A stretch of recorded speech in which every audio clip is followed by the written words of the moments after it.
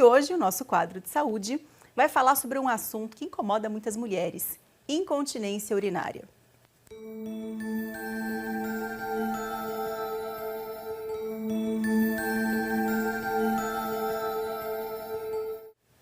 E hoje eu recebo aqui no estúdio do Novo Dia a doutora Maria Emília. Doutora, bem-vinda, muito obrigada pela participação. Obrigada eu pelo convite. Doutora, incontinência urinária, eu vejo muitas mulheres reclamando, principalmente depois de uma certa idade.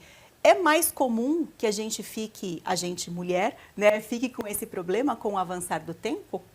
Sim, a incontinência urinária é mais comum acontecer após a menopausa, ali no período do climatério, que são os anos que antecedem a menopausa, e após a menopausa. Mas o que acontece? Eu já ouvi falar em bexiga solta, é verdade? Popularmente é isso mesmo que acontece? Então, existe uma diferença entre cistocele, que é a queda da bexiga, e incontinência urinária. As pessoas confundem porque é muito comum a associação. As pacientes terem a cistocele, que é essa queda da bexiga, e junto à incontinência urinária. Porém, a incontinência urinária existem vários fatores e várias causas diferentes. As duas principais é a incontinência de esforço, que é quando tem um defeito no suporte da uretra, que é o canalzinho que leva o xixi para fora do corpo, da bexiga para fora do corpo. E existe a bexiga hiperativa, que na verdade é um defeito da musculatura que contrai mais vezes do que deveria contrair. E aí isso pode acontecer em qualquer idade?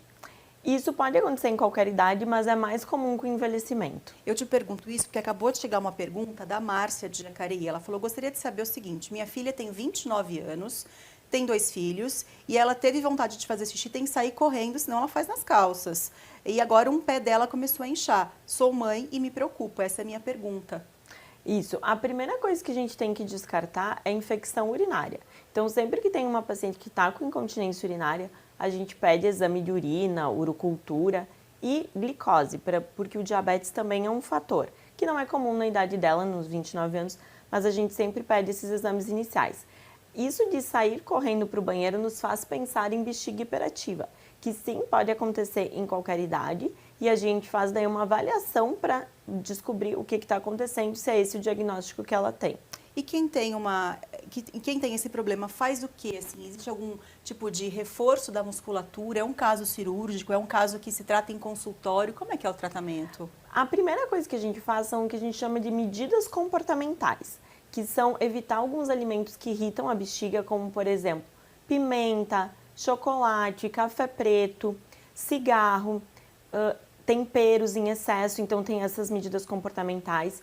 Urinar de 2 em 2 horas, mesmo sem ter vontade, a gente orienta que a paciente vá, porque às vezes passa longos períodos sem urinar, isso aumenta o risco de ter a perda de urina.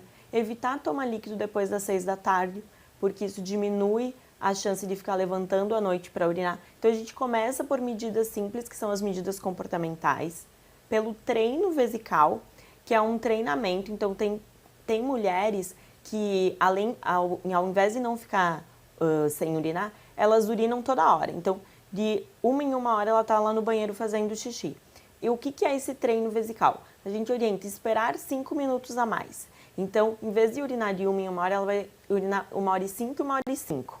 Quando ela conseguir uma semana esse objetivo, vai aumentar mais 5 minutos. 1 hora e 10 e 1 hora e 10. Até progressivamente chegar até as 2 horas. Isso é o inicial. Depois tem medicamentos que se usa, fisioterapia. E até para os casos que nada disso responde, a gente faz aplicação de toxina botulínica, que é o botox, o mesmo que usa no rosto, por exemplo, dentro da bexiga. A gente faz para paralisar esse músculo que está contraindo a mais, no caso da bexiga hiperativa. Outros tipos de incontinência, como a incontinência urinária de esforço, pode ser feito cirurgia, que é o sling, tem casos que a gente faz laser, aí depende de cada caso e depende o que está motivando essa incontinência. Escape de xixi é normal? Perguntou a Betina. Nunca é normal. Mesmo na gestação, às vezes a mulher, eu tô grávida, é normal. Nunca é normal perder urina. É que desculpa que eu fiz assim, porque ela falou assim, eu tenho vontade de espirrar e às vezes faço xixi. Ela falou que tá grávida. Então, é comum, mas não é normal? Porque Exatamente. Eu já ouvi muitas mulheres grávidas falando, nossa senhora, às vezes eu tô grávida, principalmente no final da gestação, a pessoa espirra, fala, ops, saiu um pouquinho de xixi sem saber. Nunca é normal perder urina. Mulheres que têm incontinência durante a gestação tem um risco maior de manter a incontinência no pós-parto e depois ao longo da vida. O que a gente recomenda durante a gestação para reduzir o risco de incontinência é fisioterapia pélvica, que vai ensinar alguns exercícios para fortalecer essa musculatura, controle do peso também durante a gestação. Então, evitar ganhar muito peso, porque isso aumenta o risco de incontinência urinária. Doutora, a gente está falando dessa parte da urinária. Tem muitas mulheres, e aí eu coloco um parênteses, porque eu já fiz isso 500 mil vezes, apesar de saber que é errado, que a gente se cura o xixi. Por vários motivos, correria, às vezes não dá tempo, às vezes está com preguiça de levantar para ir ao banheiro, mas todos os médicos falam que isso faz muito mal. Principalmente para a mulher é pior ainda, aumenta o risco de infecção urinária, por exemplo, quando você retém o xixi muito tempo? Sim, isso é muito comum professora. Às vezes elas não conseguem estar indo no banheiro e a urina 3 vezes ao dia só. A gente não recomenda que fique longos períodos sem urinar. O normal é urinar em torno de 7 vezes durante o dia. E o que se recomenda também é sentar no vaso, porque a mulher às vezes tem nojo e não quer sentar no vaso. Isso força o assoalho pélvico. Então, recomenda, forra o vaso, senta mesmo quando está no shopping, está fora de casa, porque isso não vai forçar essa musculatura. E não fazer força para urinar. Senta no vaso e deixa o xixi sair sozinho. Você falou de umas 7 vezes por dia? O ideal normal é em torno de 7 vezes por dia. Tem uma quantidade de xixi que a mulher tem que observar? Tipo, olha, você faz muito xixi, assim, não em quantidade, não em vezes que você vai ao banheiro, mas em quantidade, para ter uma indicação do tipo, opa, peraí, será que melhor eu procurar um médico ou não?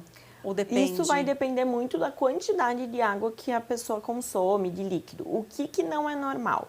Quando vai lá no banheiro e faz só pouquinho de xixi, então 50 ml, 100 ml, isso é muito pouco. Então, se com 50 ml, com 100 ml a pessoa já está com vontade de urinar, isso não é normal, acende uma luzinha que pode ser que alguma coisa esteja acontecendo, que tem que procurar ajuda.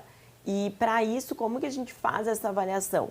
Uma dos exames que a gente faz, que na verdade não é bem um exame, é um diário miccional, que a mulher, quando ela está com incontinência, ela vai anotar.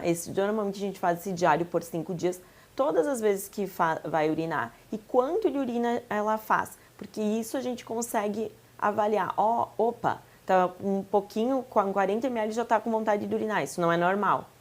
Célia, de São José, falou assim, tenho 71 anos e tenho infecção de urina de repetição. O que fazer? Bom, infecção urinária de repetição, o que é? É quando a pessoa tem mais do que 2 infecções em 6 meses ou mais do que 3 em 1 ano. É mais comum após a menopausa e tem mulheres que mesmo não estando na menopausa têm após a relação sexual também. Então, a primeira coisa que a gente faz é avaliar se não tem nenhum prolapso, porque quando tem, por exemplo, a queda da bexiga, que é a cistocele, isso facilita as infecções urinárias. A avaliação do trofismo da vagina, que é a qualidade da mucosa da vagina, porque na menopausa fica mais ressecado e isso facilita que tenha infecção urinária. Então, e isso a gente melhora com cremes de hormônios ou com o uso do laser, que faz um rejuvenescimento íntimo dessa mucosa vaginal. E a gente faz profilaxia, que é usar um antibiótico, que é uma dose diária, para evitar que a mulher tenha infecção urinária, porque quando começa a ter infecções de repetição, a bexiga perde a capacidade de se defender das infecções. Então, uma quantidadezinha pequena de bactéria que não causaria infecção, ela causa nessas mulheres. Então, a gente usa esse antibiótico para fazer essa profilaxia para a bexiga conseguir reestabelecer a camada dela de proteção. Eu já ouvi dizer, doutora, que assim, de mulheres até novas falando, toda vez que a minha imunidade baixa, quando eu estou com muito estresse, eu tenho infecção urinária. Tem relação a baixa da imunidade com esse tipo de problema?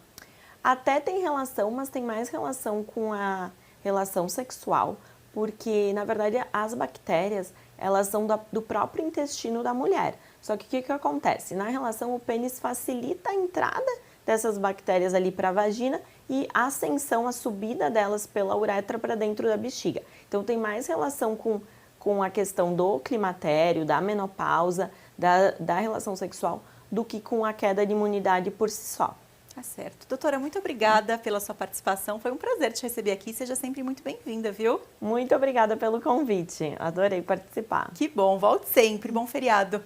Obrigada, igualmente. Obrigada.